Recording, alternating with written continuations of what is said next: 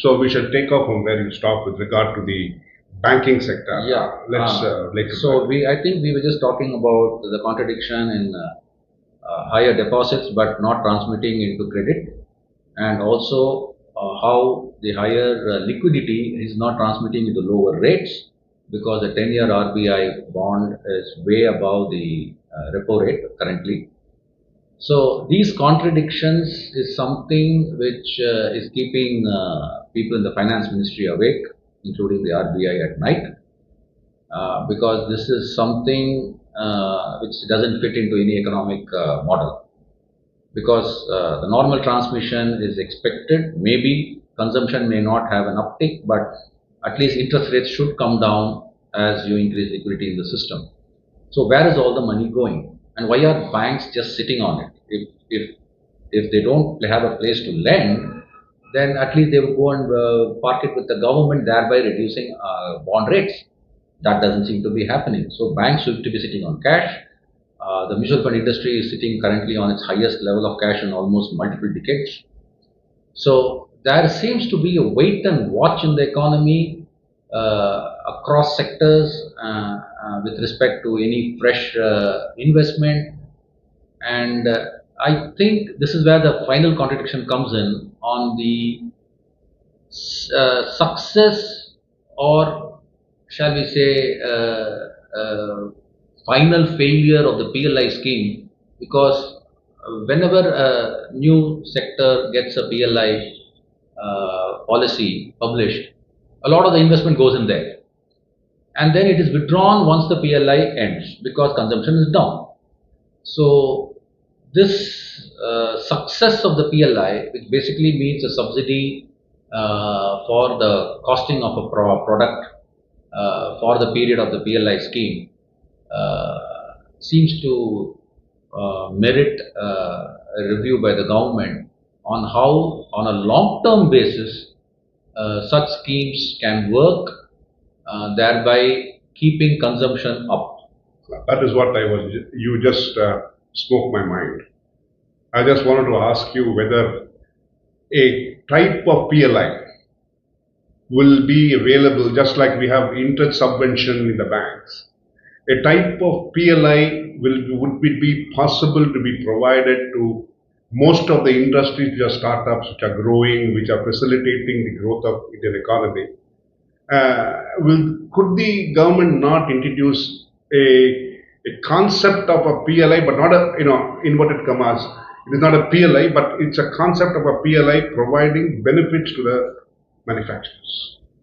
Well, like I told you, they need to come up with something long term, because the 3-year, 5-year PLI schemes work for those 3 years, 5 years, but then they just fall off the cliff as far as consumption is concerned, because once the scheme is done, the prices correct upwards, and consumers, being very price sensitive in this economy, just drop off.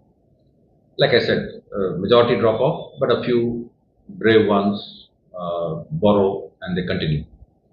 And that is not good. I mean, you borrow to spend, it is never good in the long term for the economy, because at some point that is going to become bad debts.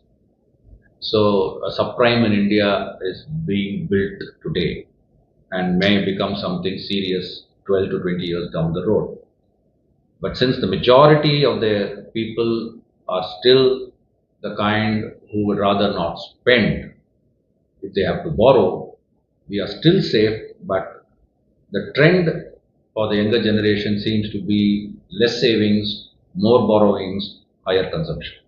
Will the US, China, and look at most of the governments have been subsidizing their products. Illegally, they have been subsidizing products, though you have a WTO.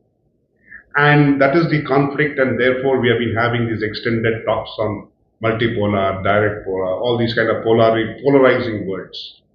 So, do you think that we should indirectly give an option to the banks to subsidize this PLI, which will be like a Chinese wall in the future, so it will protect the government from exposure? I don't think terming subsidies as illegal works, but Yeah, I mean, every country, including India, in the past has been guilty of doing some maneuvering in reaching subsidies to their various exporters, hidden or otherwise, because the export market is a brutal market. And like I told you, the US goes to extreme lengths to make sure that their large industries, especially in defense and pharma, are well taken care of across the globe. So, being as it is for every country in the planet, with shady subsidies that they all provide, uh, extending the PLI,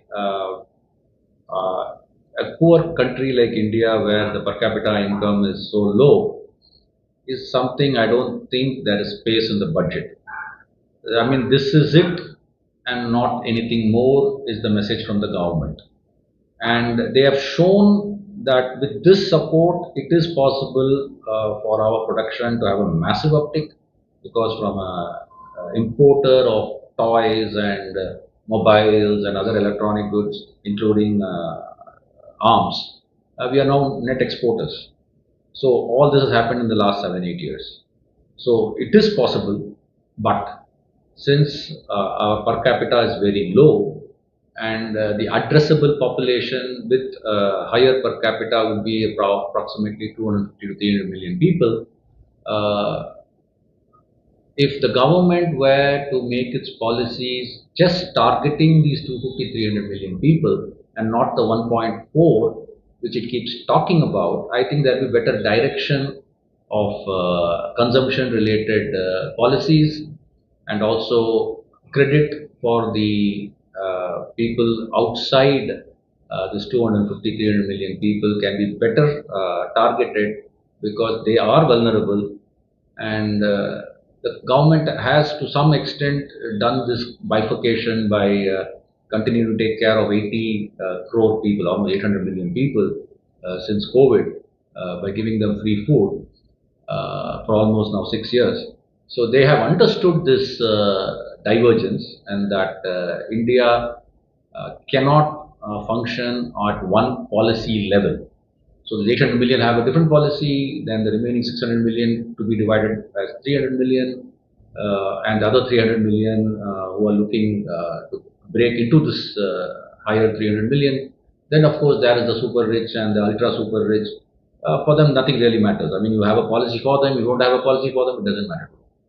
Would you mean that instead of PLI, let's leave the PLI apart, would it be possible that suppose we used to have what is known as tax holidays in the olden days? Like we also had a tax holiday period some time ago, I think, I do not know when. So suppose I'm giving you're a startup and you're trying to build up something like a drone which will help the army, or the drone, or they are looking at the, traversing from Chennai to Calcutta in a 600 something, a hovercraft type of thing, which has been a startup provided backed by Indian Chennai IED.